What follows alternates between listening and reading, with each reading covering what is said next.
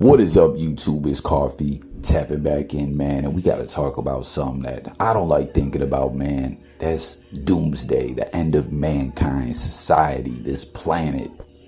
This is no ordinary clock. It doesn't tell time. Instead, it counts down to the apocalypse. This is the Doomsday clock, and if we're to ever strike midnight, well, let's just say we probably won't be here to see it. On January 23rd, experts updated just how close they think we are to catastrophe. The Doomsday Clock was conceived by a group of scientists who worked on the atom bomb, known as the Bulletin of the Atomic Scientists.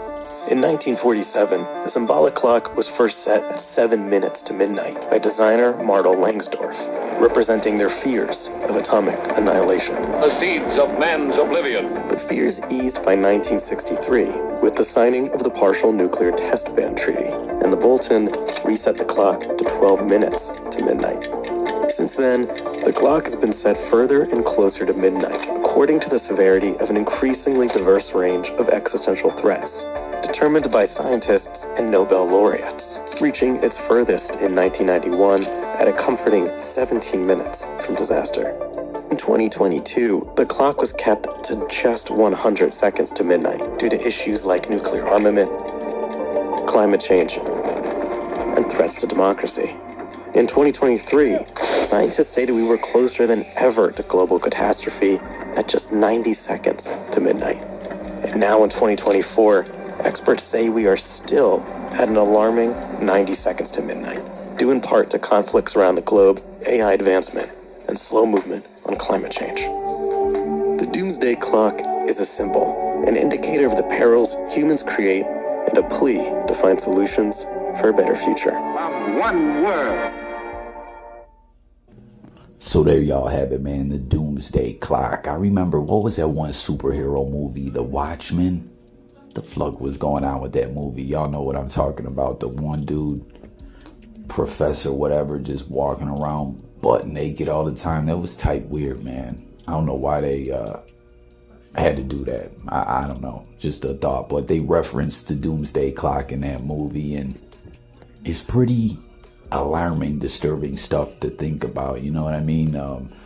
Most of the stuff in regards to what we just heard about here was brought on by mankind, more or less, that human beings will be the end of ourselves, you know, that we're so destructive to ourselves and one another, and individuals will hurt another more or less to get ahead in their own life or to advance themselves or for monetary gain or whatever, you know what I mean?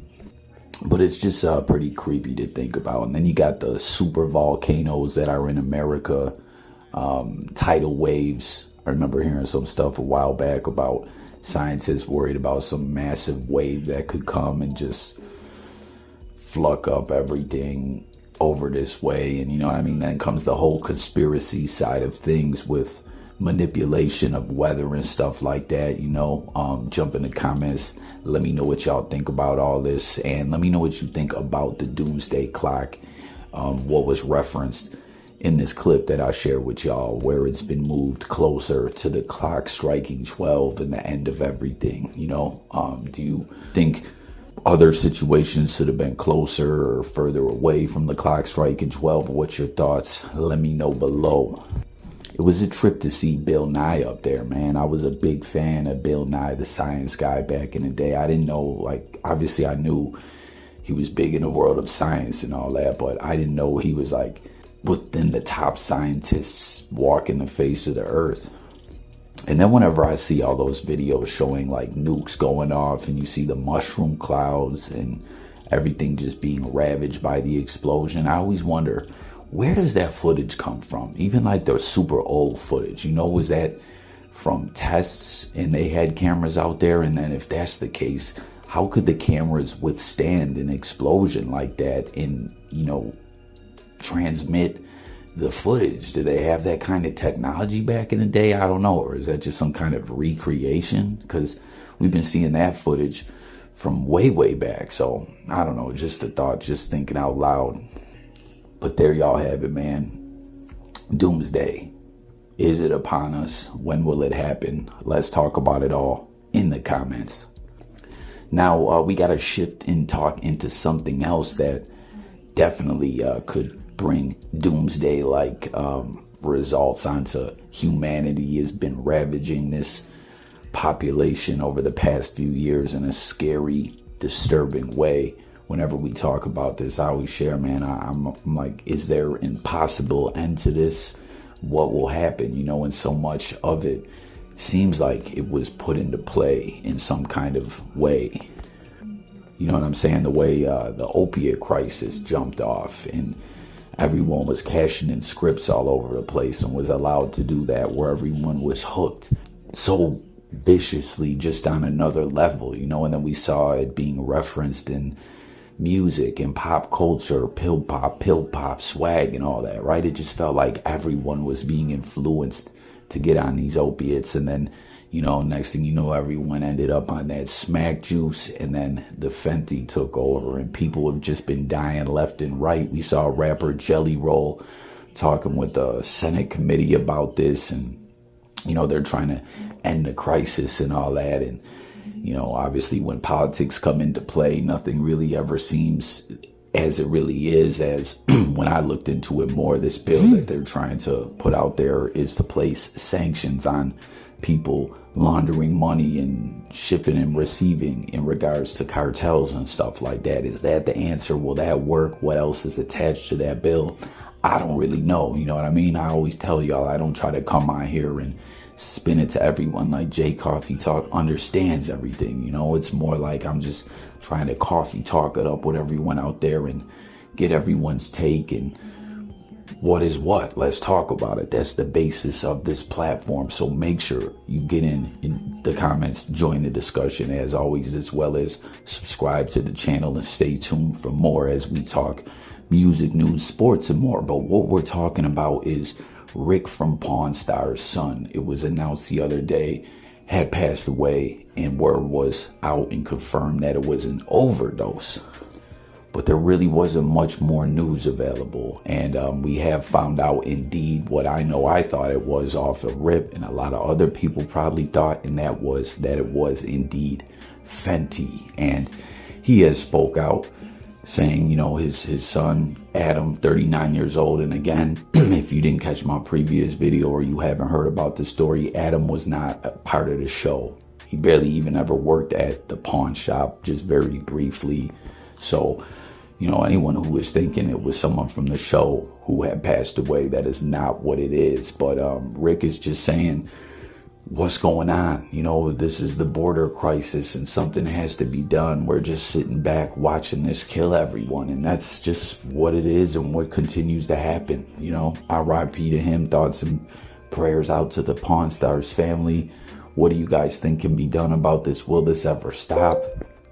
And what's just so alarming and scary about addiction is the fact that individuals getting high, and this is, man, no way to disrespect this man's son or anyone else, right? But with addiction being so prevalent and, a thing that just doesn't really make sense, it's something that goes beyond common sense and the normal thought process. When it comes to addiction, you do fucked up stuff, and rob and steal and all that. But in a situation like this, what I'm getting at is individuals know the Fenty is out there killing people, and individuals continue to get high. I don't know. Let's talk about it. When will it end? Will it ever end? Why is this happening? Hit the comments. And then to close it out, man, this is a very fishy story here. I don't know that it really ties into the Doomsday theme, but maybe in a sense where it could show individuals don't really care about each other and morality and stuff like that being at an all-time low. Human beings, in a sense, a lot being morally bankrupt. I don't know. They're saying this case isn't being investigated as a homicide, but it's sounding awfully fishy to me. 3 Chiefs fans in Kansas City where it was cold as a motherfucker. That night of the divisional round championship where they beat my Buffalo Bills and sent us packing. We've been talking about that. It's heartbreaking. Bills Mafia, we're all trying to pick up the pieces. And, this game was in Orchard Park, New York, the Buffalo area. It was an away game. So these Chiefs fans got together and were watching a game at this dude's house. Apparently they were watching it in the backyard. And, that's cool. I've done stuff like that, being from Buffalo, New York, enjoying outdoor activities when it's cold as hell. You have a fire, you make sure the fire's nice and roaring, a good fire pit.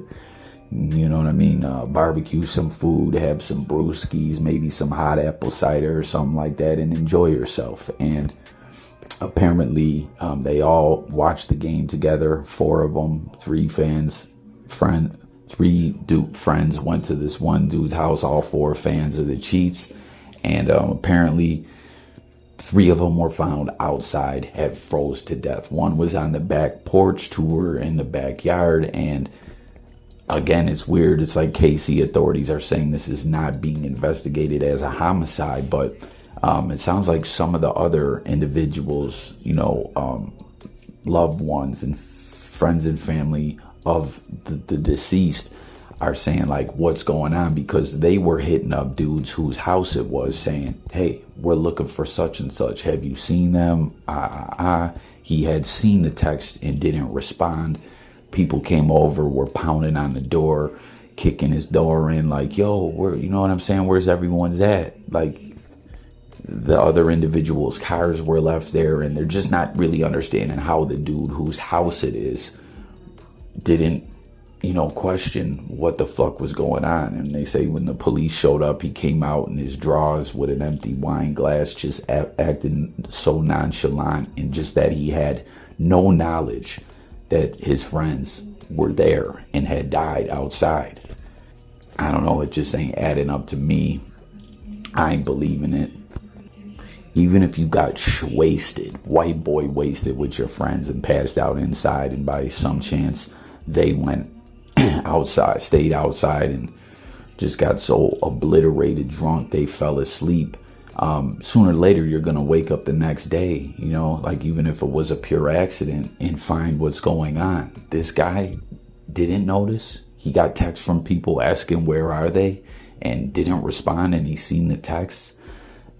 He didn't notice the cars outside. I don't know, it's just not adding up to me. So I don't know, I'm thinking this is funny style, and I'm going to be paying attention to this case, so stay tuned for updates. But let me know your guys' thoughts about this all.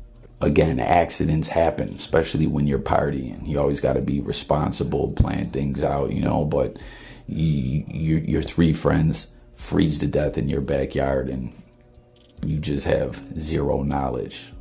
Something's fishy, and authorities are waiting for the toxicology reports. Like, what really happened? What is going to be in these individuals' system? What is your theory on this sad story here?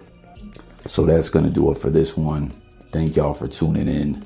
Let's talk in the comments. Subscribe is coffee. I'll catch you guys on the next one. The Doomsday Clock, man. I don't like thinking about this ish, but we got to talk about it.